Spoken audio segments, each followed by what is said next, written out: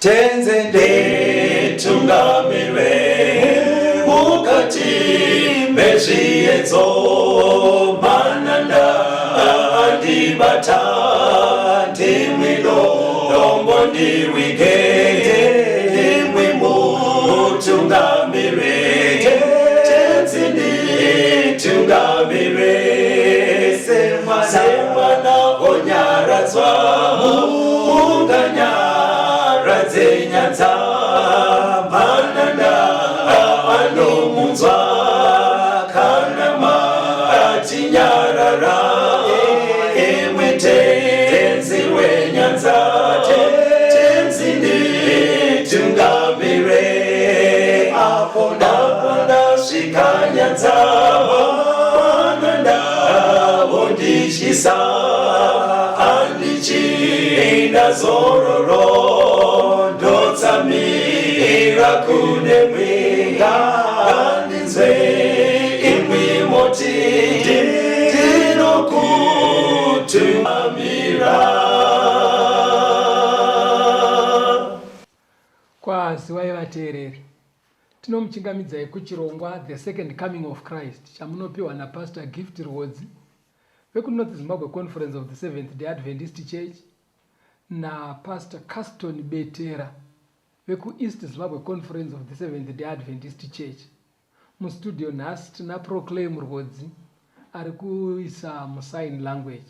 Mufundisi kwazisai vateereri. Vateereri tinokuchingamidzai kuchirongwa. Tinoda kutenda Pastor Betera nhasi vachatitungamirira murukurei nemusoro wenyaya unoti Daniel Mugomba Reshumba. Tichienderera mberi nekudzidza tichibva mubhuku raDaniel.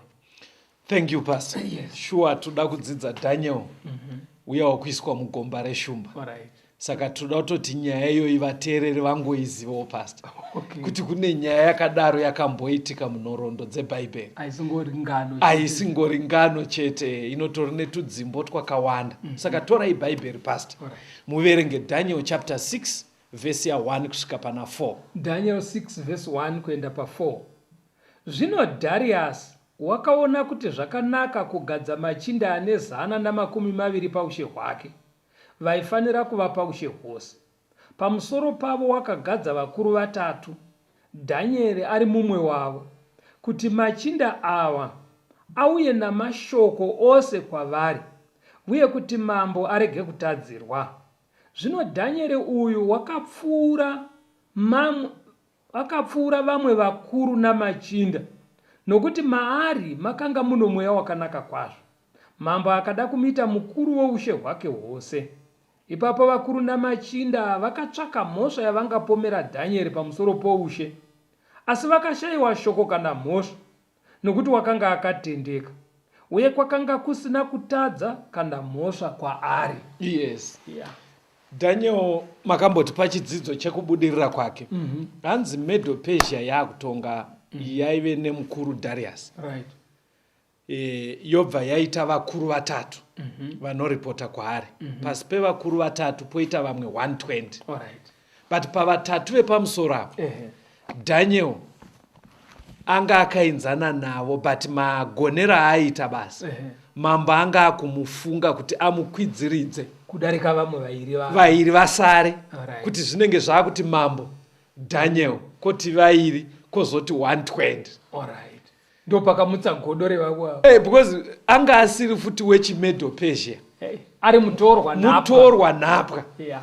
Saka aigona basa zvakadaro zvekuti Bhaibheri riri kuti hanzi vakanyatsona kuti mukomana wikoyo. But chaivanetsa manje vakatarisa maitirwo ebasa, hapana chavaiwana chaaikanga, hapana kana. Saka ivo vakatozoudzana, vanga vakavenga Daniel zvikanzi kutaura chokwadi tikaita zvekuseka rutopromotwa, ende mhosva taishaya. But kana tiri tingawane mhosva, ngatitotsvagai chinhu chinotenderera panyaya yemanamatiro ake. Alright. But vaive specific kuti chine chekuita nemutemo waMwari wake. Wokuti unenge uchimusunga kuita zviri pamutemo zviri kudiwa naMwari. Vaida kutotsvaga chinhu chinomusunga kuti asaite zvinodiwa nemutemo waMwari. Oho. Alright. Saka ivo vaitomuudza kuti inini haadi kutsunura munhu akatendeka zvokuti pana Mwari hatsukunyuke. Saka ivo vaitoti ngatigadzirei chinhu chekuti akasatsukunyuka anobva atadzira mambo. Saka kwaita kunge kumurwisanisa kuna mambo Darius namambo wekudenga, kuti aidha anofanira kutadzira Mwari zvavainyatsoziva kuti haaite kana kuti kutadzira mambo. Yes. Saka ivo vainyatsoziva kuti atadzire Mwari kunyepa haatsukunyuke, I'm sure achatadzira mambo, vobva vamuwanira mhosva. Daitika vane varume wakadaro pastor, wekuti unongonyatsozikanwa kunzi uyu haabve pamutemo waMwari. Verengai vhesi ya5 kusvika pa9 munzwe kuti vakazoita zano ripi. Daniel 6 verse 5. Zvino varume ava vakati, hatingatongowani shoko pamusoro paDhanieri uyu kana tisingamutsvakiri iro pamusoro pomurayiro waMwari wake. Ipapo vakuru ava namachinda vakaunganira kuna mambo vari vazhinji vakati kwaari, Mambo Darius, raramai nokusingaperi. Vakuru vose voushe navarayiri namachinda namakurukota namadzishe vakarangana kuti mambo aite murayiro nekutema chirevo chakasimba kuti ani nani anokumbira chinhu kuna Mwari upi noupi kana munhu upi noupi namazuva na30, asi kwamuri imi mambo awisirwe mugomba reshumba. Zvino chitemai chirevo imi mambo, muise zita renyu parunyoro kuti chirege kuzoshandurwa nomurayiro wavaMedhia navaPezhia usingashandurwi. Naizvozvo mambo Darius akaisa zita rake parunyoro nechirevo. Murikuona zano ravazoita. Hatingadzidze zvakawanda but vanhu vanga vasina kuita mushava because aive mukuru wavo ndiDaniel. Kutoradza kuti zvimamitingi zvese izvi zvakaitwa asipo ameno zvavakatoita, yeti ndiye aifanira kucheya zvimamitingi. Ipopo handipo pane nyaya. Saka mutemo wavakagadzira manje kuparamende kwaweko waive wekuti for the next 30 days dzatichachuza munhu wese ngaanamate mambo. Hatida anonamata chimwe chinhu. Kunamata chaiko ngavanamatani mambo. Vaiziva kuti zvinobva zvakuzawo mambo because nguva idzodzo ana mambo vaitokonzidwa semagods. Saka zvikanzi hatida anonamata chimwe chinhu for 30 days. Saka muri kuona zvavaiziva apa. Vaiziva kuti Daniel nekuchengeta kwaanoita murayiro waMwari, Daniel panopera mazuva 6 ega ega, rechinomwe anochengeta sabata.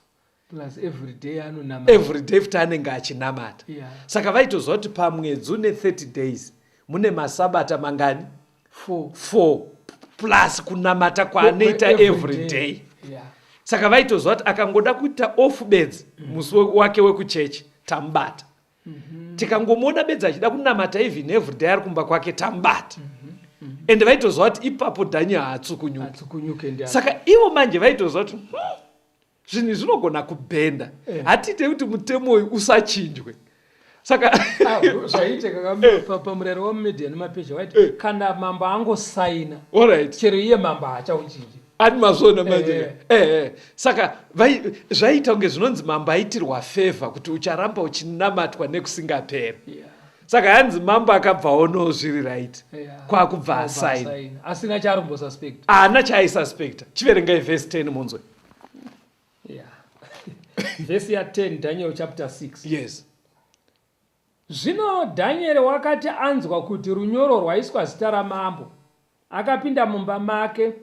Zvino mahwindo ekamuri yake akanga akazarurwa achitarira kurutivi rweJerusarema.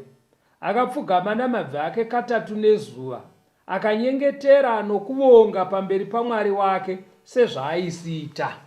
Anzwa kuti mutemo wasainwa haana kumboda kuita actions dzekuti I will repeal that law, hazviite zvikazodii.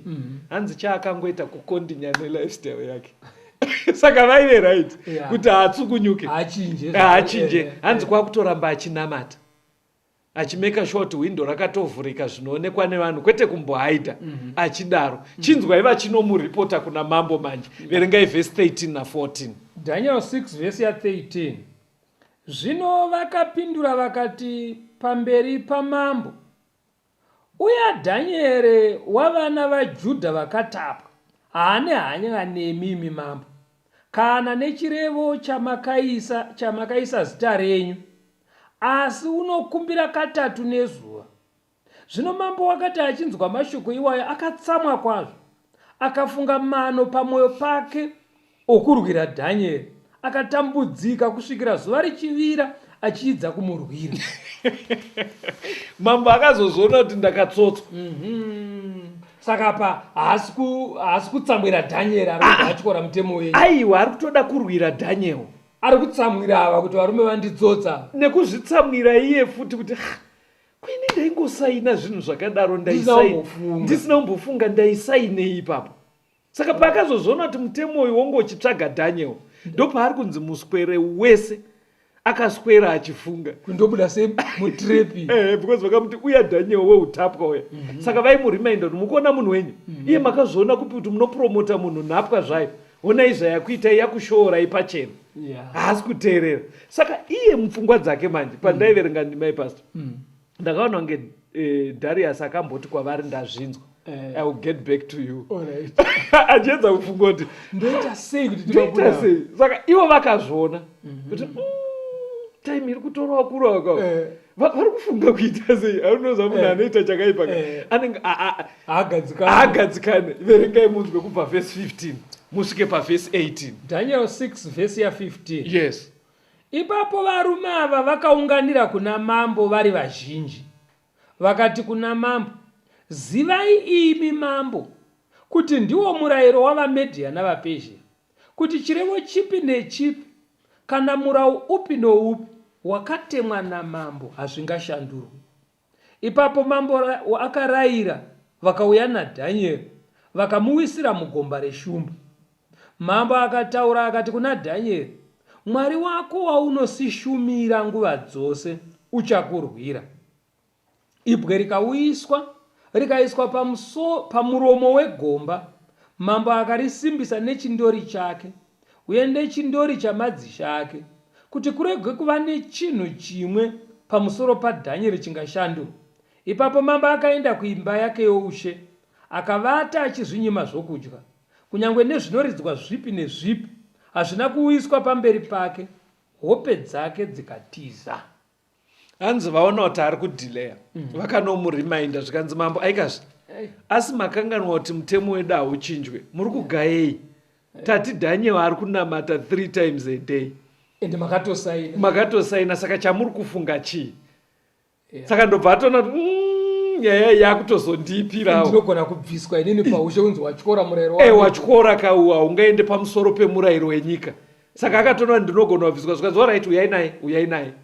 Saka Dhanieri uyiwa naye akabvaiswa mugomba reshumba, kwakuvharwa nedombo kuti hameno zvinoitika imomo. Ndobva vaisa chidhindo chamambo kuti izvi zvine mutemo wamambo hatida anoshandurwa. But manzwe here hanzi mambo aenda kumba pasi. Mashoko ekuonekana naye. Aiwa, ipo pandatangiraka mashoko ekuonekana kwaaita naDhanieri. Hanzi kudini? Hanzi Dhanieri, Mwari wako waunosinamata achakurwira. Haana kuti ngaakurwiri. Aiwa, aive shuwa. Aive neshuwa kuti achakurwira. Akanyatsoona kuti panapa ndofunga kwaarika. Aedza kufunga kuti Mwarika, shuwa Dhanieri munomuda, pindirai neimwe nzira. Hanzi asvika kumba pasi. Hanzi akaramba chikafu. Kutsanyirwa nemuhedheni asingaende kuchechi. Akaramba. Pane nyaya ipapo. Madzimambo aisi takatsike kuti manherege ega pane bhendi rinokuridzira uchidai. Hanzi akaramba akati bvai nemagitari. Hanzi usiku hwese agotsanya achinyamatira Dhanieri, anyatsoona kuti panapa ndatrepwa. Muri kuonera kuti Dhanieri haazopinda hake mugomba reshumba, but kubasa kwacho aishanda neshumba futi. Pese. Saka manzwa tati chidzidzo cheduka chiri kuti Dhanieri mugomba reshumba, because kana uchisenza nevanhu vakadaka ishumba futi, but dziri mugomba hedu ndo dzatiri kureva. Aiwa, ndikureva kuti vaaishanda nawo kubasa vari kumurongera kudai kuda kumuparadza. Maazopinzwa macho ishumba futi dzinoparadza. Akamukira manje kugomba kuya mambo. Chiverengai verse 20 kusvika pa23. Daniel 6 verse ya 20. Wakati achiswedera kugomba kuna Dhanieri, akadana nezwi rokuchema. Mambo akataura akati kuna Dhanieri, nhai Dhanieri, iwe muranda waMwari mupenyu, Mwari wako waunosishumira nguva dzose, une simba rokukurwira pashumba here? Ipapo Dhanieri akati kuna mambo, imi mambo, raramai nokusingaperi.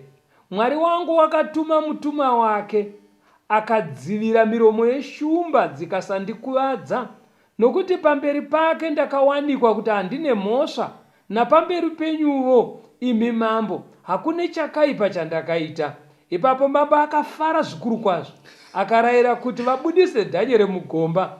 Naizvozvo Dhanieri wakabudiswa mugomba, vakashayiwa chose paakakuvadzwa, nokuti wakanga avimba naMwari wake. mainzwa Apa tofana kuti amen. ndonyaya dzataibatirwa diki tichiti saDhanieri mugomba reshumba akanyengetera hanzi ngirozikamo hanzi mambo vakamukira pasta kuseni nezwi rekuchema munhu wamambo kuita kunge achaburitsa misodzi kuti nai Dhanieri urimo here Mwari akurwire? urimo here Mwari? Saka kwaari ka ndofunga aiexpecta kuti muine silence.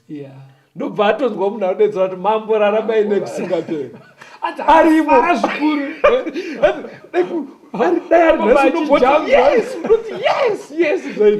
hanzi kwautonzwa arimo. Dhanieri ndobva adayira zvikanzi zvazoitika mambo, Mwari atuma ngirozi yakeka ndo yabata miromo yeshumba iyi, because pamberi paMwari ndaonekwa ndisina mhosva, even pamberi penyu handina chandakakanganisa, saka Mwari andirwira. Hanzi akabva ati buda, ngaabude, muburitsei. Vaya vakaino mukanda ndo vakamubudisa. Vakamubudisa. Saka ndofunga vanhu ivavoka vaya vauta kuti hakusi kwekuti here dzee dzakangoguta shumba idzi.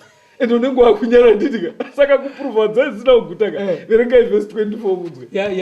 Tikozwa kapo. Verengai verse 24. Daniel 6 verse 24. Ipapo mambo akarayira vakauya navaya vanhu vakanga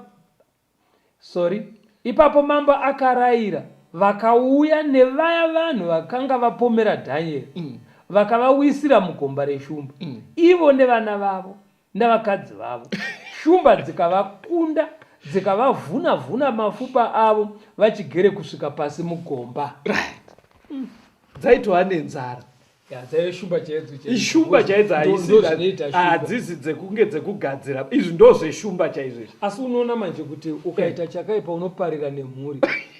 Onzi vana nevakadzi vanga vasiko kubasa. Aiwa, ndofunga vakadzi vacho aikuzawo pavanenge vachisikuudzwa maripoti nevarume unzi muchinda ari kubasa uko atinetsa. Tuvana chamwe. Tunobva tuti saka matomutadza iye Dhanieri nhepwa iye ana mai vachikuza kudaro, saka Mwari anoona. Ndikukuudzai twese vakabva vamedzwa vese vakaparara. Vateereri, mirai timbonzwa kambo mukati mechidzidzo chedu Dhanieri mugomba reshumba.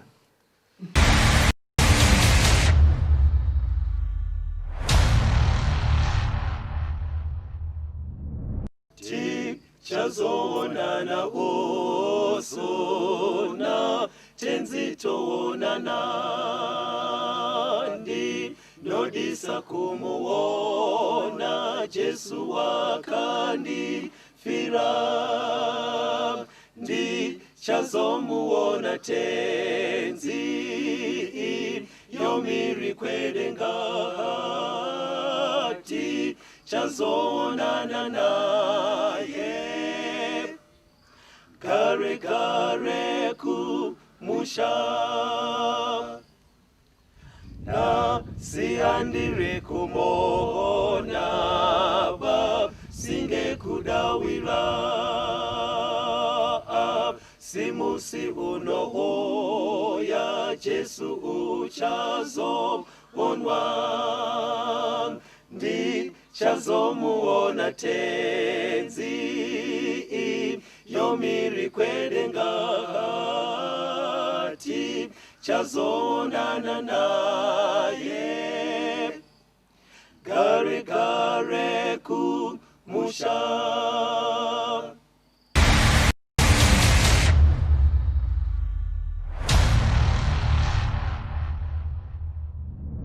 Tinomuchingamidza vateereri, tiri kuenderera mberi nehurukuro yedu Dhanieri mugomba reshumba.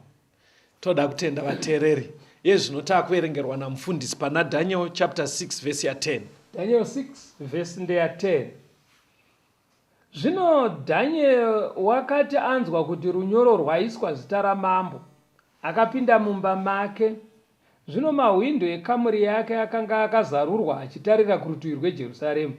Akafugama namabvi ake katatu nezuva, akanyengetera nokuvonga pamberi paMwari wake sezvaaisiita. Daniel paakaudzwa kunzi mutemo wasainwa pastor wekuti hakusi kudiwa munhu anonamata zvimwe zvinhu kunze kwezvataurwa. Hanzi ndo yaive tsika yake yekunamata mazuva ese. But akabva ameka sure kuti kunamata kwacho hakufaniri kuita kunge chivande. Kuita kunge ari kutya vanhu.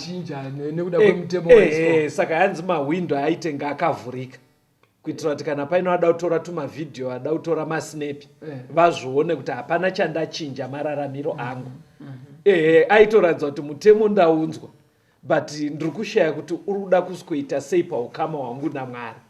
Saka akakondinya achingonamata Mwari wake. Saka ipapo pari kubva pandiratidza kuti Daniel zvivinde here chii? Ndonasa kuti kuvimba naMwari ende nekuziva Mwari wacho waanonamata. Nekuti Mwari zvaanoita kana munhu achinge auya kwaari, sezvinotaurwa naTimoti kudii? 2 Timothy chapter 1 pavhesi ya7 inoti kudii pasi? Inoti nokuti Mwari haana kutipa mweya wekutya, asi wesimba newerudo newekuzvidzora. Inoita vhesi yamata exactly ndo zvaive Daniel. Daniel haisatyaba. In fact akatozva kuti mutemo uyu uri kutsvaga ini. Saka zvauri kutsvaga inini handidi kuti muzofungira kuti wandiwane here. Saka aibva avhura mahwindo kuti vatozviona kuti inini handitye. Saka pfungwa iyoyeyo ndo zviri Mwari watonamata here. Vatendi vese vanofanira kusatya here pasi? Vanofanira kusatya. Ende chinobvisa kutya kuvimba naMwari nekuziva zvaanogona kuita. Saka unenge uchitonyatsoziva kuti Mwari wangu anogona kuraisa to such a level. Because tanzo munhu achakandwa mugomba reshumba, but unenge uchinzwisa kuti kana wakandwa mugomba reshumba uchikandirwa Mwari vanoita sei. Plus unongoziva ndiye akasika futi shumba dzake. Saka kutemba naMwari. But aisatya here kuti vanogona kubva vatouya ipapo vakamukwekweredza kuti iwe uri kuti kudii hauteerere here. Aisatya here mapeers ake vaanoshanda navava pastor. Because patinorarama zvinoitika mufundisi, pfungwa dzinouya, saka ndikanonamata zvinodii, asi unofunga kuti alright ndinofanira kudii. Zvakaita ana Peter. Because pandiri kurera munoziva kuti chii, pane vanhu vakawanda vanoda Mwari, but havagone kuzoita fanira zvaiita Daniel zvokutovhura mahwindo. Anenge achiita chitendero chake chekuvanda-vanda. Vanhu vanotozoti papaipe votozozoti anonamata achivanda-vanda. Matana Peter kudii? Ifanika kuna mabasa 4 pavainetswa Acts chapter 4 vhesi ya19. Verenga itinzwa iyoyo. Asi Petro naJohani vakapindura vakati kwavari, tonga henyu imi kana zvingava zvakarurama pamberi paMwari kuti titeerere imi kupfuura Mwari. Inini handandinayo ndi Acts 5 verse 29. Acts 5 ndo yandandinayo verse 29 inoti kudii? Verse 29 yakada kufanana neyamaverenge. Iverenge itinzwa. Zvino Petro navaapostora vakapindura vakati, tinofanira kuteerera Mwari kupfuura vanhu. Ndo yandandichiri yangofanana neyamaverenge. But muri kuona kuti pfungwa iri kubuda iri kuuya kwamuri vateereri ndeyekuti pakasvika pekuti Mwari wedu ari kuita kunge ari kudhivaniswa kana kurwisaniswa nemitemo yevanhu. Vana Petro nana Daniel pakadaro vari maexamples edu isusu. Vari kuti pakasvika pakadaro vateereri tofana kuteerera Mwari.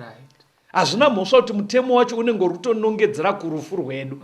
Vari kuti tinofana kuteerera Mwari. Saka vanhu unoziva kuti vanhu vanogona kubvunza kuti kana ndafa mai ndozowinei? Mwari wacho anozosara achinamatwa nani? Plus ininiwo kana ndafa ukufira kunamata. Then what? Ayo, iverengei kuna Luke 9. Verengai kuna Luke 9. I think verse 24 to 26. Iverengei iyoyo. Luka 9. Because vanhu vari kuti zozobatsirei. Because pane pamwewo zveshuwa pekuti ukada kuramba wakamira pastor, basa rinogona kupera. Riro riri kukupa rent nema school fees.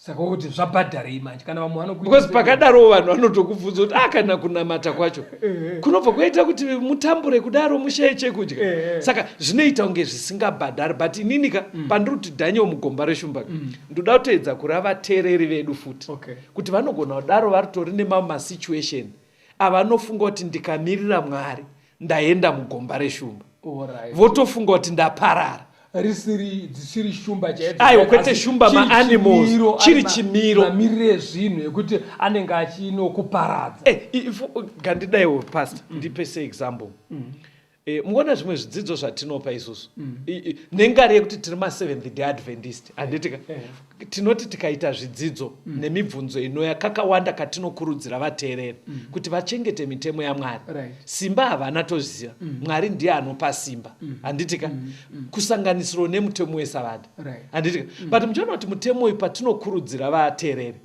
pane pamwe pekuti akada kuita zviri kureva Mwari kuuchengeta waakureva kudzingwa basa saka pakadaro kudzingwa basa payaka chachimiro chekunge aakuzvikanda kana kuti aakukandwa Mugomba Reshumba ndopatiri kuti pakadaro munhu anofana kuweya achiita sei ndopandiri kuti ndopamamautivereka kuna Luka kuti pari kuratidza kuti iro igomba reshumba randauda kuwira iro Mwari anoti kudii nechimiro chakadaro chekuti utoratidza kuti basa rinogona kupera Luke 9 verse 24 to 26 Luka 9:24 nokuti ani nani unoda kuponesa upenyu hwake ucharasikirwa navo, asi unorasikirwa noupenyu hwake nokuda kwangu uchahuponesa.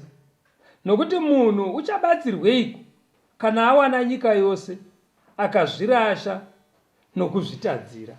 Nokuti ani nani unonyara pamusoro pamashoko angu, mwanakomana womunhu uchanyarawo pamusoro pake musi waanouya nokubwinya kwake nokwababa nokwavatumwa vatsvene. Manzwa pfungwa irapa.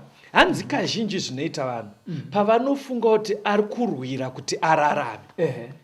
Bhaibheri riri kubva rati unogona kurarama hako zve3 years dzino, but zoti kumwe kurarama wakurusa kwekuri mbero kweupenyu usingaperi. hanzi haugone kuwana zvese.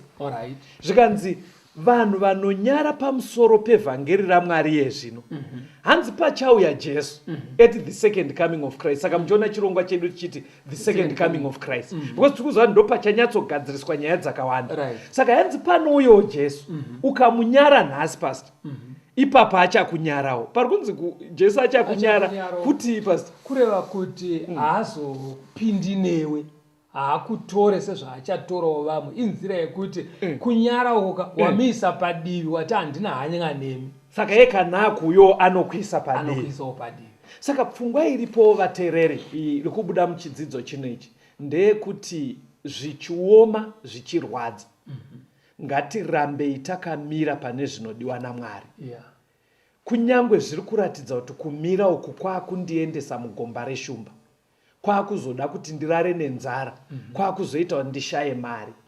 Zviri kunzi neBhaibheri tikatadza kumirira Mwari nhasi, kutaura chokwadi Jesu paanoya haatimiririrewo.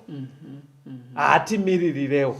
Saka ari kutaura kureva kuti zvinofanira kuitwa nemwana waMwari. Yes. Zvabuda mushoko rake. Munhu anofanira kuzviita chero zvichitungamirira mukunorasikirwa kwake muupenyu hunohu nechimwe chinhu. Yes.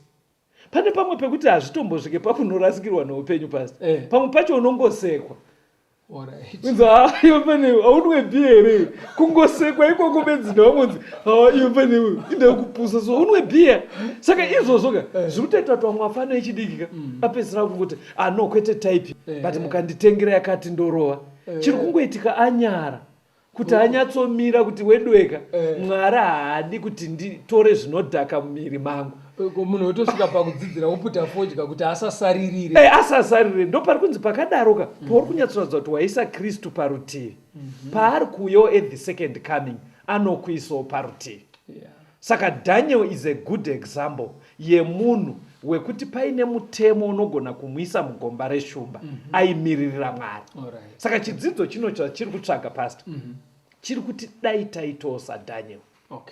Okay. ndokuri kuenda chidzidzo patiri kuti Daniel mugomba reshumba paya vateereri vedu vanogona kuti Gibson mugomba reshumba vangona kuti sarudzai mugomba reshumba yainayo kuti panapa ndaakufana kusarudza zvipi kurava kuti uri kunzi Gibson kana kuti sarudzai ramba wakamira pane zvinoda Mwari zvisinei nekwauri kudzikiswa. Exactly. Chimwe chakaitwa naDaniel hanzi ainamata nekuvonga. Kuvonga kuita sei pastor? Kuvonga kurumbidza Mwari. Right. Praising God. Praising God. Ari musituation yakadaro. Ndo pamwe pandishamisa pastor kuti ungagonere kurumbidza Mwari kana ndimo ateereri. Uri kuzwa kuti mangwana kunogona kuedza ndabandwa neshumba. Can you be able to sing praises in such a situation? Because rikuti praises rechirungu kurumbidza chaiko chii chiitika basi hazviitwe nemunhu asingazive Mwari wacho. Okay. Because kana uchimuziva pamusoro pekumuziva kuti anogona kuitei unofanira kuziva kuchandogumira nyaya kwekupedzisira. Alright. Uzi ukangoitarisa pari pakudzingwa basa kana pakudzingwa pamba kana kuti kungorasikirwa nechimwe chinhu chiri immediate ukagumira ipapo zvinorema stereo. Alright. Asi ukatarisa manje uchinokanda pfungwa dzako kuhupenyu husingaperi unogona zvinokubatsira manje unenge wazoti hano ndofanira kumira panapa.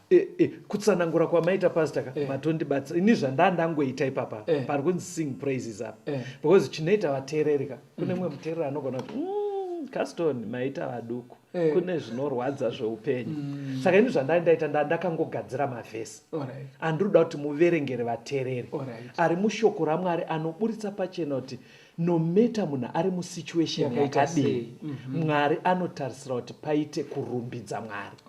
Rekutanga ndi 1 Thessalonians chapter 5 verse 17 na 18. 1 vaTesalonika 5 verse ya 17. Nyatsoriteererai vateereri mavhesi andakangonyora kuti munzwe kuti zvichiendera nemasituations amuri still Mwari expects us to sing and to praise him. Iverengei munzwe. Rambai muchinyengetera, vongai pazvinhu zvose, nokuti ndiko kuda kwaMwari kwamuri muna Kristu Jesu. Vongai pazvinhu zvose. Verengai next verse pastor. Acts 16 verse 25. Mabasa 16 verse ya 25. Iverengei. Zvino panenge pakati pousiku Paulo naSirasi vakanga vachinyengetera nokuimbira Mwari nziyo. Vakanga vakasungwa vakavateerera. Zvikanzi Paulo naSirasi vari mutorongo vateereri inyaya yavakaiswa mujeri hanzi vaimba nziyo nekuvonga Mwari zvakadaro zvekuti vamwe vaive mumujeri vaitovateerera but ipapo vanga vabva mukurohwa pastor but they were praising God. Munozerwa kuti pastor dzimwe nguva uri musituation inorwadza munozerwa kuti vanhu vakakuona uchigara uchingofara but vanhu vachinyatsoziva kuti mai avo vari panguva yako munozerwa kuti you give others courage. Hanzi vamwe vasungwa vakanyatsa kuteerera. Verengai futi Ephesians 5 verse ya 20. Vaefeso 5 verse ya 20. Yes. Muchivonga Mwari Baba nguva dzose pamusoro pezvinhu zvose muzita raShe wedu Jesu Kristu. Hanzi nguva dzese pazvinhu zvose we should praise God. Zviri kusanganisira parufu here pastor? Zvese. Ndo zviri kutoreva vhesi zveshua. Uri kureva masituations ese vateereri. Saka dai tatine nguva kune mamavhesi ayaya anotozikanwa kana novateereri anovaFilipi 4 verse 4 inoti farai munashe nguva dzose ndinopamidza zvekudii farai. Chimwe chandakafunga pastor chaita kuti pamwe Daniel arumbidze Mwari kuziva simba raMwari sezvamataura. Verengai mapisarema 34 verse 7. Mapisarema 34 verse ya 7. Inoti kudii mutumwa waJehovha unokomberedza vanomutya nokuvarwira.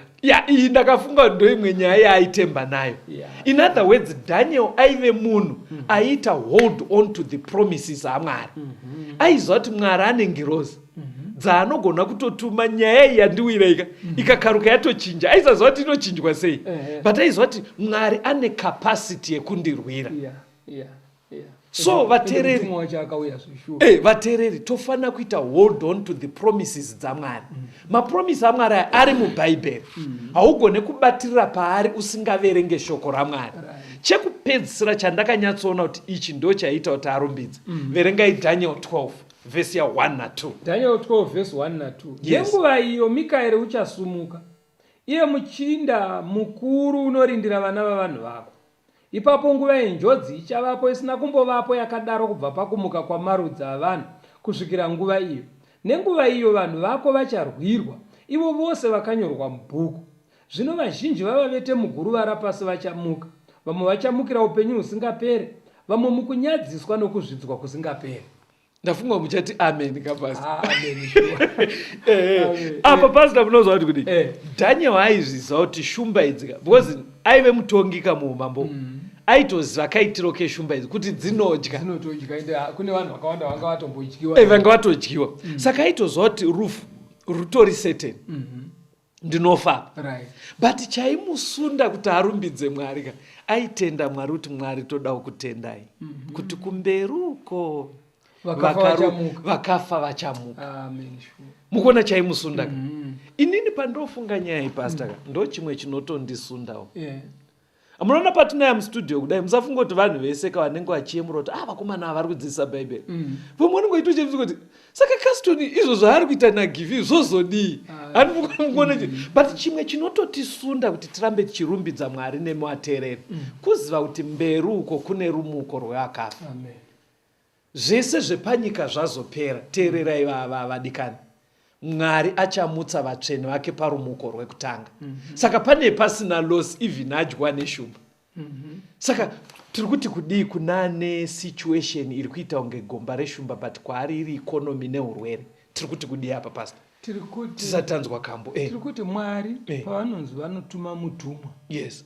Mwari vanogona kutumira nzira yekuti ubude nayo pane zviri kukunetsa. Yes. Number 1. Number 2. Kana zvingareve kuti umboti chovhei uri muchimiro ichocho. Yes. Mwari vaona zvakafanira. Yes. Kumbira simba kuna Mwari rekuramba wakamira uchirumbidza Mwari. Yes. Uyu pakuedza kugadzirisa madambudziko ako usazviite nenzira dzinotyora mitemo yaMwari. Right. Ramba wakamira. Kana wadaro Mwari akasakudzikinura muupenyu hunohu, paupenyu hunouya tichazopinda parugare nokusingaperi. Saka program yedu ichinzi the second coming of Christ ndo pachagadziridzwa dzimwe nyaya dziri kutinetsa nhasi. Regai timbonzwa kambo pastor.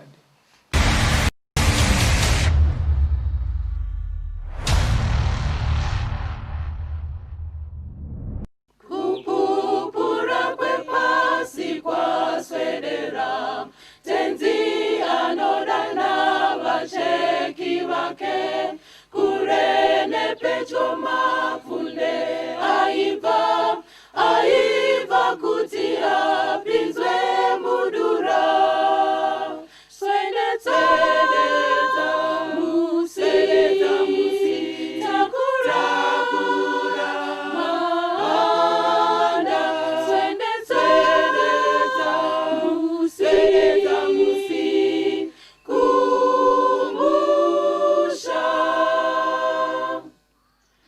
Mangwanani asina kuchena ba, ari kukasika kuswedera. Mafunde akaraswa muchitema, ngaaunganidzwe nguva ichipo. Swededza musi takura mahanda. Swededza musi kumusha.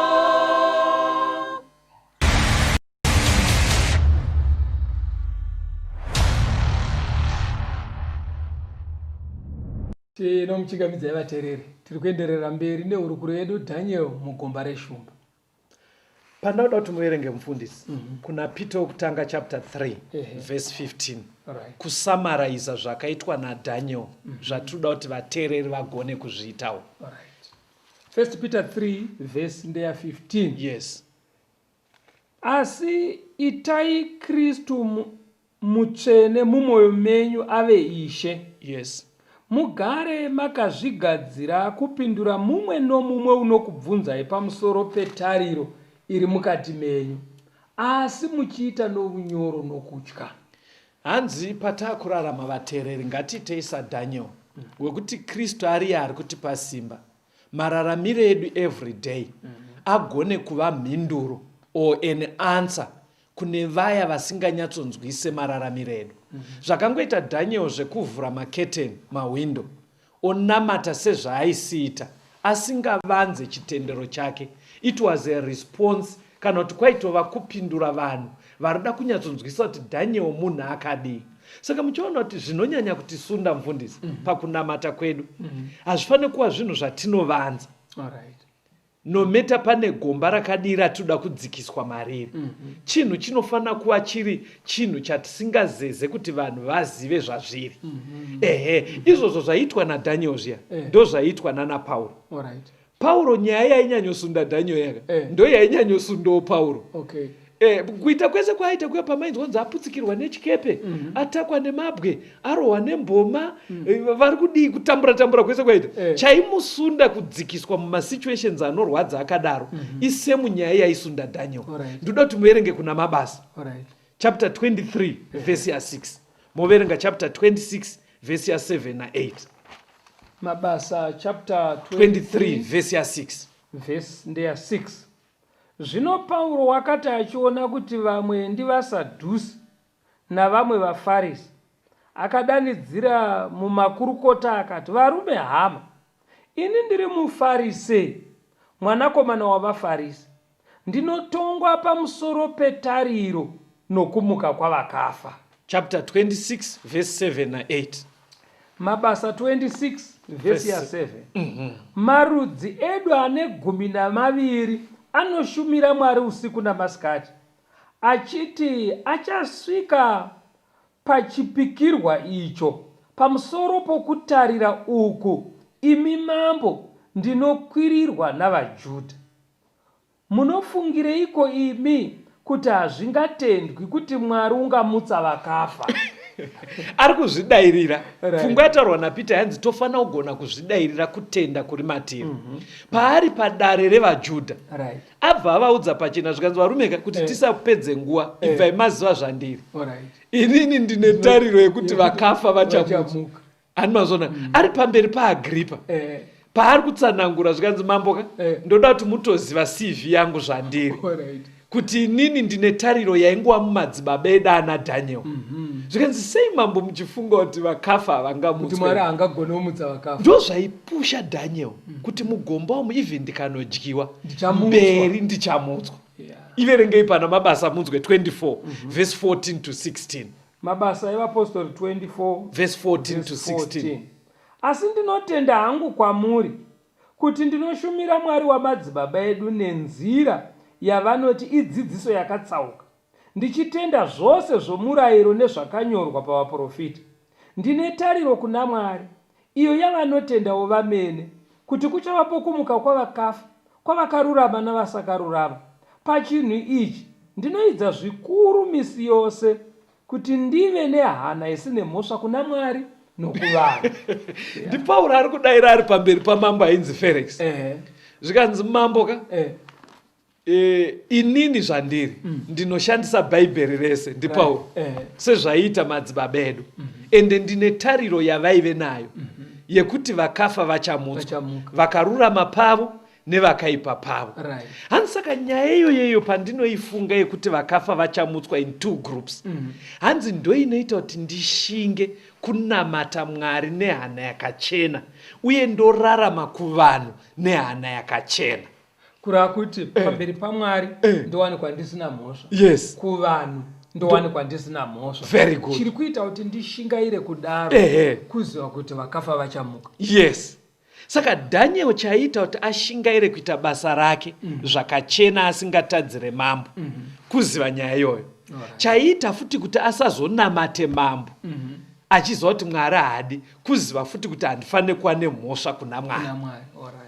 Saka I make sure kuti conscience yake iri kunyatsa kushanda zvekuti asawane mhosva kuna Mwari uye kuvanhu, kunze kwekunge vanhu vakuita kuti atadzire Mwari. Kurava kuti muri kuti mimi ndinofanira kusavhiringana nevanhu vandakagarisana navo. kunze kwekunge zvavari kuda kuti ndiite varida kuti uvhiringane utore murayiro naMwari. waMwari. Exactly. Kune matsamba akatowanda mubhaibheri anoti seek peace with all men, tsvakai rugare navanhu vose. But Pauro manje naDaniel vaiti izvozvo tichazviita, but pazvinonosvika kuti kugarisana nevanhu kwakuita kuti ndityore mutemo waMwari, vaibva vati kana padaro ndinomira pana Mwari. Why? aiziva kuti kune resurrection. chero ndikapondwa nevanhu Vanhu vakandipondava, Mwari ndiye achazondimutsa ndopinda muupenyu husingaperi. Pakajeka ka. Aiwa, apa. Saka kana patiri kurarama nemuateereri kwamuri uku, ndo zvinofana kuva zvinhu zvinotisunda kuti ukama hwedu naMwari husavhiringwe. Yeah. Saka chaaichenjerera taakudzoka kuna Daniel. Mutemo uyo munoziva kuti waiti kudii? Waiti 30 days hamunamate mumwe Mwari kunze kwaDarius. Alright. But Daniel aiziva kuti shoko haridaro. Verengai Exodus 20 verse ya 3. kuna Exodus 20 Yes. vhesi ya 3 Iri kuti kudii? usava navamwe vamwari kunze kwangu. Ndo zvaaiziva izvo. Saka aiziva kuti kana zvaakudhivaniswa zvichirwisaniswa, kuti kunamata Darius kana kunamata Mwari, aitoziva kuti Zvatopesana. zvapesana. Saka aitoziva kuti mhosva ikai ndogona kudyiwa neshumba, but kuna Mwari kuri right. Ndikadyiwa neshumba ndichinamata Mwari Ndichamuka. ndikasadyiwa neshumba ndichinamata mambo Hapana, ndaparara nekusingaperi. Saka ndo zvaisunda ana Daniel, ndo zvinofana kusunda isusu vatendi. Verengai Mateo 4 vhesi ya 10. Mateo chapter 4 vhesi ya 10. vhesi ndeya 10. Ipapo Jesu akati kwaari, ibva Satani, nokuti kwakanyorwa kuchinzi namata Ishe Mwari wako umushumire iye oga. NdiJesu ari kutsimbidzira nyaya iyi Satani. kuti hazvina mhosva kuti pasvika chimiro chakadii, nyaya yekunamatwa chimwe chinhu chisiri Mwari. Apa Jesu unoziva kuti akanga anzi chii? Ukangondipfugamira ndokupa zvinhu zvese izvo Zviri munyika. nekunaka Wo ndo paakakwidzwa pagomo, ndo paaratidzwa umambo hwese, zvika ndokupa. Saka ndopa taurai. Saka unoziva kune vanhu ezvinezvika vanobva pakunamata Mwari nekuda fuma kuti atenge motikari, Anotoita zvaanonyatsoziva kuti izvi zvandakuita chisatani, kuti atenge plot. chete ndo zvaanenge achida ipapo. Anenge aida kungofamba nemotika, anenge anyatsoziva kuti zvandiri kuita, mhiko dzandiri kuita panapa ndo chisatani chaicho. Anongodza. Ndo pari kunzi naDaniel manje, inini pakadaro ndinomira ndoramba ndichitamatani, nekuti mutemo waMwari unoti hakuna chimwe chinofana kunamata. Verengai Matthew 23 vhesi ya 9 mozoverenga ya 10. Panyaya iyoyo yaivanzi tinamate Darius, munzwe kuti bhaibheri rinotipa chenjedzo ipi. Mateo 23 vhesi 9 vhesi 10. Musaidza munhu uri panyika baba venyu, nokuti mumwe chete ndibaba venyu ivo vari kudenga. Chimirai makadaro. Saka kuvateereri kunogona kuita mubvunzo wekuti imi mukuramba muchingoti chinofana kunamatwa ndiMwari, pane here wei yekuti vanhu vangarege kunamata Mwari vonamata kana munhu kana chimwe chinhu? Saka bhaibheri rikuramba richiwedzera mukuzona vateereri, ezvinorava kuti pakunamata kuti kunyatsojeka zvakanaka mumaziso aMwari, imimi vatendi musafa makati kune munhu angave mutungamiri wekunamata, baba, father, panyaya dzekunamata. Hakusi kurambidzwa kuremekedza vabereki. kana umwe munhu wechikuru ngokuti baba rwodzi kana kuti baba betera. Hazvisi kurambwa, but zvikunzi kana kwakunyaya dzekunamata dzekuchechi, title yemutungamiriri haifane kutambira padhuze nekuti father. Itaito inongomirira Mwari. Zvinosiyana mapronounsiro, vamwe vanoti father, vamwe voti baba, mumwe anogona kuti papa. Title iyoyo panyaya dzekunamata iri kunzi imimi vatendi nemi vateereri vari kutinzwa, in case pamwe papasinawo kujekerai, Mwari haadi title iyoyo panyaya dzekunamata kuti ipiwe munhu. Inongomirira Mwari chete. Inongomirira Mwari chete. Saka ukaitora title iyoyo inofanira kushandiswa pana Mwari, uchiishandisa kumunhu, wainzanisa munhu naMwari. Exactly. ndo pari kunzi manje ndo zvaichenjererwa naNadhaniel. Akangona nyaya dzadara aibva azvati Darius haana inogo area. But paverse 10 inobva yayambira vacho vanogona kudaro vari kunzi father papa kana kuti baba kunyaya dzekunamata iri kuti musaidzwawo vatenzi nokuti mumwe chete nditenzi wenyu iye Kristu. Apa iri kutsiura imi manarhodzi ndimunotungamira nyaya dzekunamata kutora mataito aMwari ndobvumira vanhu kuti vakudedze vachida zvakadyisa muchinda weya nehonye Herod painzi izwi ratiri kunzwa iro nderaMwari chairo. Iyo area iyi hamenoti sei vanhu vasingaitaimire. Hazvidi kuti uinzaniswe naMwari, hazvidi kudaro. Saka pastor mukazoparidza vanhu mukaona tende mharidzo yavabatai amenoti Mwari anenge akushandisai nemutopi inogo area kutendera vashumiri vamuri kupinza chechi kuti vakuti father, kuti vakuti papa, vakuti baba, inogo area iyoyo. Ende pane munhu aichenjerera watinodzidza kwatiri vaparidzi vese ndi Petro. Acts chapter 10 vateereri verse 25 na 26.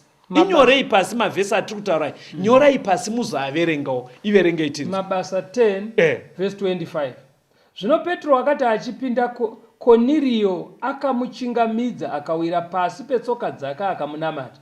Asi Petro akamusimudza akati simuka, neni ndiri munhuwo. Petro ndo Cornelius paakanzi ndoda kuti unodedza munhu achakudzidzisa kana matirwo kanoita. Saka Cornelius aitotasira kuuya kwaPetro. Hanzi Petro achingosvika kwakubva amupfugamira. Hanzi Petro ndobva atona kuti nyaya ino kundiendesa kune ngozi. Petro akaziva kuti kwandakuendeswa kune ngozi. Hanzi akamubata ruoko akati simuka. Nditori munhu sani. Saka umwe munhu anogona kudaroka nekusaziva otokuti baba rhodzi panyaya dzekunamata kana kuti father rhodzi kana kuti papa rhodzi kuri kusaziva. Imimi manje pastor nengare kuti ndikutokudzidzisai muno mustudio munofana kubva madzidzisa munhu iyeye kuti muri kundiendesa kunokuadzisa. Handisi baba panyaya zvekunamata. Taito iyoyo ndiyaJehovha chete wokudenga. Saka vaparidzi vese nekuti Petro ndozva ndiye akanzifudza makwai yangu. Vaparidzi vese tinototora kubva pana Petro patinoita zvekupidza vanhu chechi kura kuti tinofana kungwarira nyaya iyi. Endai kuna zvakazarwa munhu ngirozi chaidzo dzinoramba futi kuti dzinamatwa. Zvakazarwa 22 asi mamuda kutozeverenga kuti ngirozi yakaramba iverenge iyo vesi ya 8 na 9 inoti kudini. Ini Johani ndini ndakanzwa ndikaona izvozvo. Zvino ndakati ndichinzwa nokuona ndikawira pasi kuti ndinamate pamberi petsoka dzomutumwa wakandiratidza izvozvo. Akati kwandiri, rega kudaro, ndiri muranda pamwe chete newe nehama dzako vaprofita nevanochengeta mashoko ebhuku iyi. Namata Mwari. Vateereri, ngatipfugamirei Mwari ega. Ngatikotamirei Mwari ega. Ndiye ane title yekunzi father, ndiye ane title yekuti papa, ndiye ane title yekuti baba. Ngirozi chaidzo hadzitodi kudaro, dzinoziva kuti maakudziendesa kunokuadzisa. But muchaona kuti Bible riri clear. Tiri pachidzidzo Daniel Mugomba Reshumba. Zvakaitika kuna Daniel ateereri ndo zvichadzokororeka mazuva ano ekupedzisira. Kana nyaya yaive pakuti Daniel anamate Darius, mazuva ano ekupedzisira pastor kucharamba kuchidzoka nyaya imwe chete yekuedza kuti vanhu vanamate asiri Mwari wekudenga. But this time madzimambo here. Verengai vaTesalonike wechipiri chapter 2 verse ya 3 na 4. Tinzwe kuti this time mazuva ekupedzisira chiri kuda kunzi naSatani vanhu vanamate chii. Ndauda kutobvunza kuti Daniel Mugomba verengai vaTesalonike wechipiri 2 verse 3 na 4. Ngakurege kuva nomunhu unokunyengera ino mutoo upi noupi. Nokuti harisviki kana kutsauka kusati kwatanga kuuya. Nemunhu wezvivi mwanakomana wokurasika asati amboonekwa. Iye unorwa achizvikudza pamusoro pezvose zvinonzi Mwari kana zvinonamatwa. Nokudaro kuti unogara mutemberi yaMwari achizviita Mwari. Zvikanzi mazuva ano ekupedzisira just before the second coming of Christ. Panzi zuva raKristu harife rakasvika. Kusika nyaya imaiona pachena. Hanzi kuchaita munhu anoda kunamatwa. Munhu agara anotogara mutemberi. mugara mutemberi kurati anogara pachechi ane zvekuita nezvekunamata asi siri mambo sana Darius. Munhu ari munyaya dzechitendero, munhu ari munyaya dzekuchitendero, asi ari muchitendere kudaro arida kunamatwa, anenge aida unzi papa, anenge aida unzi father. Saka yanzi Kristu haasi kuzouya kusvikira nyaya iyi yanyatsoonekwa nevatendi, because zvaiitika kuna Daniel ndo zvichadzokororeka mazuva ano ekupedzisira. Saka chaipinza Daniel mugomba reshumba pasi ingari yekuti akaona kuti haagone kunamata Darius. Saka mazuva ano ekupedzisira tichipedza chidzidzo ichi zvinoda kuti zvijeke kuvateereri kuti pamberi apo pane nyatwa iripo ichaita kuti vatendi vese vaite kunge vasangana negomba reshumba. Nyaya inenge iri yei yemumwe munhu ari munyaya dzekunamata anenge auda kunamatwa iye. Saka vateereri hatisati tamuona munhu, hatisati, asi nguva ichasvika ukungofanira kuchenjedzwa kuti kana vakuzozvinzwa zvichiitika mubva maziva kuti hakuna ane kodzero yekupfugamirwa kana kupiwa matitles aMwari. But painoburitswa zvakanaka ndekuna zvakazarwa pastor chapter 13 verse 16 na 17. Zvakazarwa 13 ndoda kuti muiverenge muzopa vateereri vedu nhare kuitira vane mibvunzo. Zvakazarwa 13 verse 16. Yes. Chinomanikidza vose vaduku navakuru, yes, vafumi navarombo, yes, vakasununguka navaranda, kuti vapiwe chiratidzo muruoko rwavo rworudyi kana pahuma yavo, kuti munhu arege kuvapo unogona kutenga nokutengesa, asi iye une chiratidzo ire zita rechikara kana chiverengo chezita racho. Right. Vateereri, panapa bhuku riri kufanoisa pachena tichazonyatsodzidza nyaya dzanditika dzazvakazarwa, but riri kuti mumazuva ekupedzisira atasvika maaraya pachaita situation yekuti chichanyanya kuwisa trial kuvatendi inyaya ine chekuita neikonomi, kuwanikwa kwemari. Kuna Daniel yaive nyaya yekuti ukasanamata Darius waenda mugomba reshumba.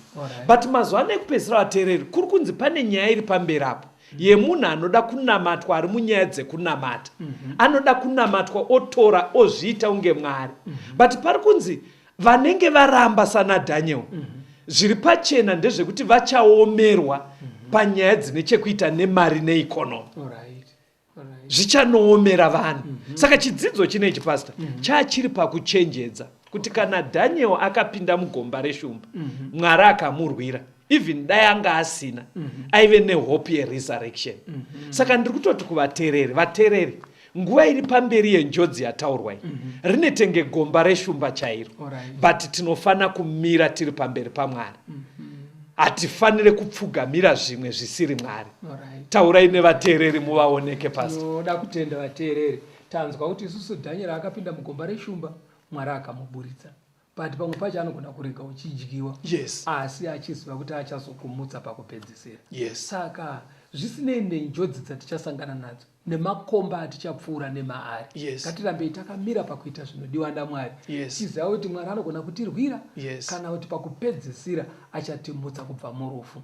Kana paita mibvunzo vateereri, yes, hatibatsiranei. Munogona kuenda kuhama dziri pedyo nemi vanopinda sangano rema7th Day Adventist, vanoziva kwekuenda nemi nemubvunzo umwe neumwe wamuinawo kuti munonobatsirwa kupi. Yes. Mogona kutifonera kana kutumira mameseji panhare dzinoteera 0775 460 175, 0775 460 175, kana kuti 0716 452 086, 0716 452 086. Mwari akuchengetei, tisangane muchikamu chinoteera. Tenzende tungamirwe mukati mezviedzo mananda andibata ndimwino dombo ndiwike ndimwimo tungamirwe tenzende tungamirwe semwana onyaradzwa munganya dzenyanza mananda anomunzwa kana matinyarara emwete tenzi wenyanza tenzini tunga ndasvika nyanza mwananda wondichisa andichina zororo ndotsamira kune mwenga